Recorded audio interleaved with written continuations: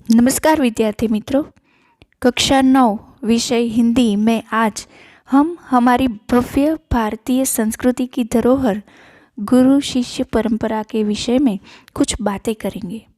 हम सभी जानते हैं हमारे प्राचीन समय में भारत में आश्रम हुआ करते थे, जहाँ शिष्य ज्ञान प्राप्त करने के लिए उद्देश्य से जाते थे।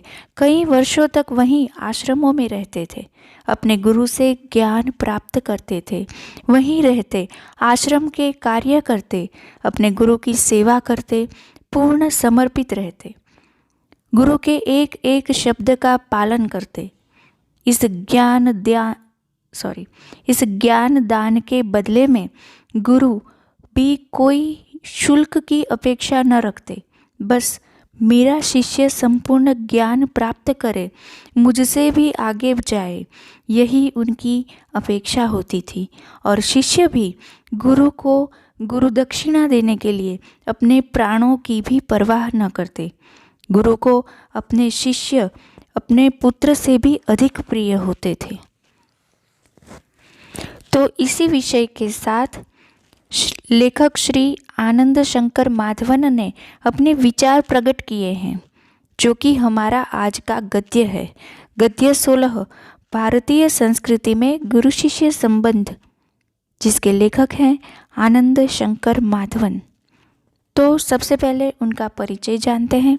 श्री आनंद शंकर माधवन का जन्म केरल प्रदेश के क्विलन जिले में हुआ था। डॉक्टर जाकिर हुसैन के संपर्क में आने से हिंदू मुस्लिम के मधुर संबंधों के पक्षधर बन गए थे। पक्षधर का मतलब है हिंदू मुस्लिम के बीच में अच्छे संबंध हो, इसके पक्ष में वो थे। महात्मा गांधी के भारत छोड़ो आंदोलन में भी माधवन जी का सक्रिय सहभाग रहा। जेल में रहकर हिंदी भाषा का अध्ययन किया, जबकि वो आंदोलन में सहभागी थे। इसकी वजह से उन्हें जेल में भी जाना पड़ा और जेल में उन्होंने हिंदी भाषा का अध्ययन किया। जेल से छूटकर उन्होंने भारत भ्रमण को निकल पड़े और बाद में बिहार में मंदार विद्यापीठ की स्थापना की। सन 1984 में अद्वैत मिशन और सन 1985 में शिवधाम अभिनव शिक्षा नगरी की स्थापना की। अब आप तीनों संस्थाओं के संचालक हैं। मलयालम तथा तमिल दोनों ही भाषाओं पर पूर्ण अधिकार होने के बावजूद आपने हिंदी साहित्य में सृष्टि की मतलब रचना की, लेखन किया। मलयालम तथा तमिल दो भाषाओं पर उनका प्रभुत्व था। अधिकार मतलब प्रभुत्व, अच्छी तरह से वे दोनों भाषाएं जानते थे। फिर भी उन्होंने हिंदी भाषा में साहित्य में रचनाएं की। आपके विषयों में दार्शनिकता, आधुनिकता एवं आध्यात्मिकता का बाहुल्य है।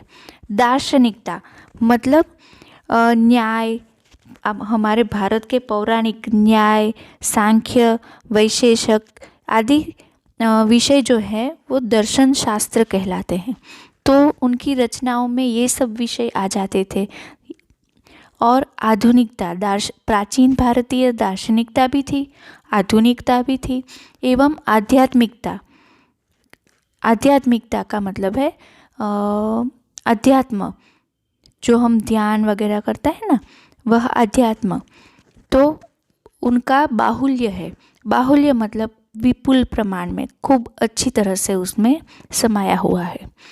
उनकी रचनाएं जैसे बिखरे हीरे, अनल शलाका, हिंदी आंदोलन, आमंत्रित मेहमान, आरती, उषा, संजीवनी आदि आपकी प्रमुख रचनाएं हैं। आमंत्रित मेहमान बिहार राष्ट्रभाषा परिषद द्वारा पुरस्कृत है। मतलब कि आमंत्रित मेहमान नामक उनकी कृति को राष्ट्रभाषा परिषद द्वारा पुरस्कृत किया गया है, इनाम दिया गया है। अच्छा, अभी माधवन जी ने प्राचीन गुरु शिष्य परंपरा की गरिमा को स्पष्ट करते हुए वर्तमान शिक्षा प्रणाली पर परोक्ष रूप में करारा व्यंग किया है। हमारे इस गद्य के अंदर माधव जी ने दोनों परंपराओं की, प्राचीन गुरु शिष्य परंपरा और आधुनिक वर्तमान शिक्षा प्रणाली, दोनों का कंपैरिजन किया है, दोनों में क्या फ़र्क है वह बताया है और करारा व्यंग्य किया है। हमारे समाज में व्यवसायिक संस्कृति का बोलबाला है, मतलब कि व्यवसायिक मतलब कि प्रोफेशनल। आजकल हर एक क्षेत्र, हर एक फील्ड, हर एक जिसे कहते हैं हर एक फील्ड प्रोफेशनल हो गया है, व्यावसायिक हो गया है, जिसमें पैसे का लेन देन चलता आ रहा है हर एक फील्ड में। इस कारण गुरु शिष्य संबंधों में परिवर्तन आया है। पहले विद्यालय मंदिर के समान माने जाते थे। शिक्षा देना एक आध्यात्मिक अनुष्ठान था, वह परम सुख प्राप्ति का एक माध्यम था। उस जमाने में पैसे देकर शिक्षा खरीदी नहीं जाती थी। क्या आज वैसी स्थिति है? क्या आज शिक्षा के क्षेत्र में वही निष्ठा, वही त्याग नजर आता है? लेखक ने हमें अंतर्मुख होकर सोचने के लिए बाध्य किया है, मतलब कि हमें सोचने के लिए मजबूर कर दिया है। तो आइए देखते हैं माधवन जी हमें क्या कहते हैं। हमारे समाज में व्यावसायिक संस्कृति का बोलबाला है, इसी कारण गुरु शिष्य संबंधों में परिवर्तन आया है। पहले विद्यालय मंदिर के समान माने जाते थे। शिक्षा देना एक आध्यात्मिक अनुष्ठान था, वह परमेश्वर प्राप्ति का एक माध्यम था। पैसे देकर शिक्षा खरीदी नहीं जाती थी। आज स्थिति बिल्कुल बदल गई है और अब शिक्षण कार्य पेट पालने का साधन बन गया है। तो क्या कहते हैं माधव जी? प्राचीन भारत में विद्यालय मंदिर के समान माने जाते थे, है ना। आश्रम में सब बच्चे रहते थे, सारे शिष्य कार्य करते थे, जैसे हमने पहले देखा। शिक्षा देना एक आध्यात्मिक अनुष्ठान माना जाता था। विद्या कभी पैसे देकर खरीदी या बेची नहीं जाती थी, जैसे आज होता है। आज हम विद्या के लिए फीस भरते हैं और विद्या हमें मिलती है, लेकिन पहले ऐसा नहीं था।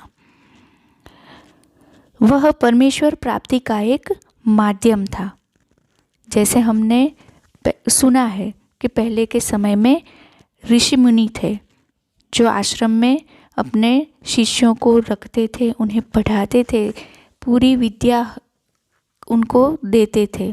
और इसमें ये विद्याएं सारी शारीरिक रूप से शुरू होकर पूर्ण कहाँ होती थी? तो पूर्ण होती थी आत्म साक्षात्कार तक ले जाती थी, मोक्ष तक ले जाती थी, परमेश्वर की प्राप्ति कराती थी। पूरी विद्या वो अपने शिष्य को देते थे। तो उस समय शिक्षा देना, विद्या देना, वह कोई लेन देन नहीं था, वह कोई व्यापार नहीं था। आजकल जो व्यावसायिक संस्कृति है, व्यावसायिक मतलब कि प्रोफेशनल, सारी बातें प्रोफेशनल तरीके से होती है। ये पैसा दिया, ये चीज़ वस्तु हमने खरीदी, पैसा दिया और वो खरीदा, इसी तरह पैसा दिया और शिक्षा प्राप्त की। आजकल इस तरह चलता है, लेकिन हमारी परंपरा ये नहीं है। हमारे प्राचीन भारत में ऐसा नहीं होता था।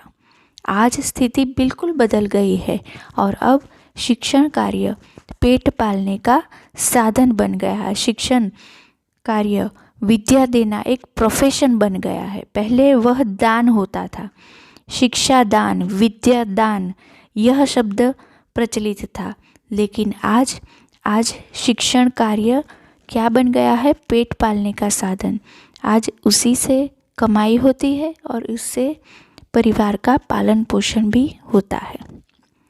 आगे देखते हैं। जिसे भारतीय संस्कृति कहा जाना चाहिए, वह आज भारतीय मानसिक क्षितिज में क्रियाशील नहीं है। जिसे भारतीय संस्कृति कहा जाना चाहिए। क्या थी हमारी संस्कृति? आश्रम वाली संस्कृति थी, विद्यालय वाली संस्कृति थी, जहाँ शिष्य अपने गुरु को परमात्मा समान मानता था। हमारा श्लोक है ना, गुरु साक्षात परब्रह्म, गुरु ब्रह्मा गुरु विष्णु गुरु साक्षात परब्रह्म। तो शिष्य पहले गुरु को अपना परमात्मा मानता था और गुरु को भी अपना शिष्य अपने पुत्र से भी अधिक प्रिय होता था। लेकिन आज परिस्थिति बदल चुकी है। तो भारतीय मानसिक क्षितिज में क्रियाशील नहीं है। क्या का मतलब है कि आज वो जो प्राचीन भारतीय संस्कृति थी वह आज भारतीय लोगों के मानस में, भारतीय लोगों के दिमाग में कहीं भी क्रियाशील नहीं है। आज भारतीय मानस, भारतीय लोगों का मन यह मानने को तैयार नहीं कि अपना गुरु वह अपना परमात्मा है। आज एक प्रकार की अव्यवस्थित व्यावसायिक संस्कृति व्याप्त है, अव्यवस्थित, और जिसकी जड़ शायद यूरोप में है। भारतीयों के सार्वजनिक व्यवहार में गुरु शिष्य का संबंध का भी तदनुरूप परिवर्तन हो गया है। जैसे हमने देखा कि आज जो कोई अव्यवस्थित व्यावसायिक संस्कृति व्याप्त है, प्रोफेशनल संस्कृति व्याप्त है, लोग पैसे देकर एडमिशन लेते हैं, पैसे देकर सर्टिफिकेट खरीदते हैं, डिग्रियां खरीदते हैं।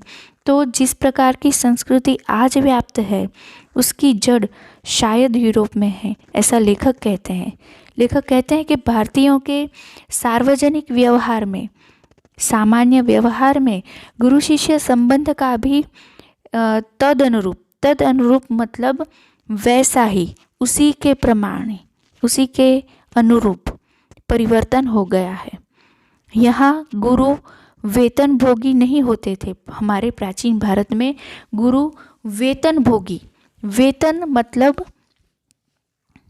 भोगी मतलब वेतन का मतलब हम क्या कहते हैं? सैलरी। तो यहाँ के गुरु सैलरी के, शुल्क के भोगी नहीं होते थे और न शिष्य को ही शुल्क देना पड़ता था। शुल्क यानी फीस। पैसा देकर विद्या खरीदने की यह क्रय विक्रय पद्धति निस्संदेह उस भारतीय मिट्टी की उपज नहीं है। हमारा जो प्राचीन भारत था वह ऐसी पद्धति कभी उत्पन्न नहीं कर सकता। यह भारतीय मिट्टी की उपज नहीं है, ऐसा लेखक कहते हैं। निस्संदेह मतलब कि जिसमें कोई संदेह न हो। निस्संदेह का मतलब होता है जिसमें कोई संदेह न हो। क्रय विक्रय पद्धति शब्द है इसमें। क्रय विक्रय पद्धति मतलब आर्थिक लेन देन। तो भारतीय मिट्टी की उपज नहीं है। शिक्षणालय एक प्रकार के आश्रम अथवा मंदिर के समान थे। जैसे कि हमने देखा कि शिक्षणालय मतलब कि शालाएं, विद्यालय। तो उस समय प्राचीन भारत में विद्यालय मतलब एक प्रकार का आश्रम अथवा तो मंदिर। गुरु को साक्षात परमेश्वर ही समझा जाता था।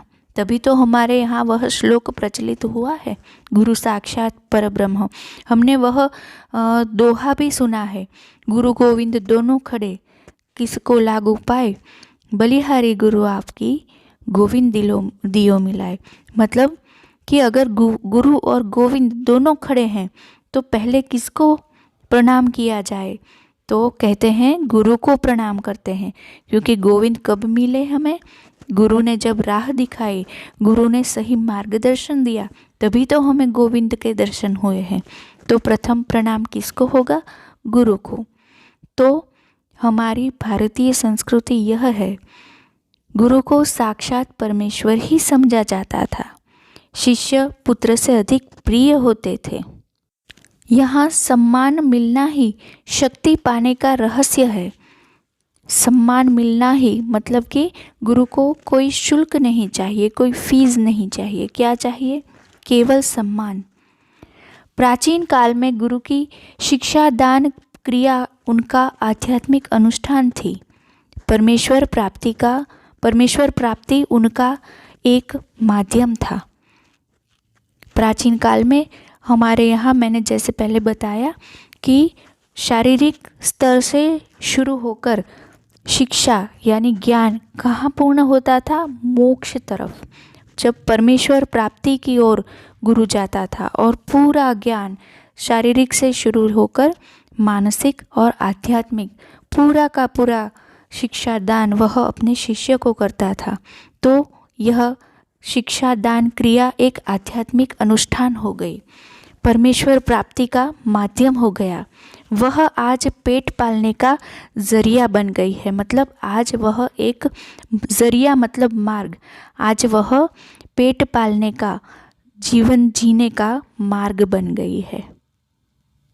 पेट पालना मतलब सरवाइव करना, अपना पालन पोषण करना, जीवन जीना। तो आज यह पेट पालने का जरिया बन गई है। तो आज हम यहीं रुकते हैं, फिर मिलेंगे। Thank you, good bye.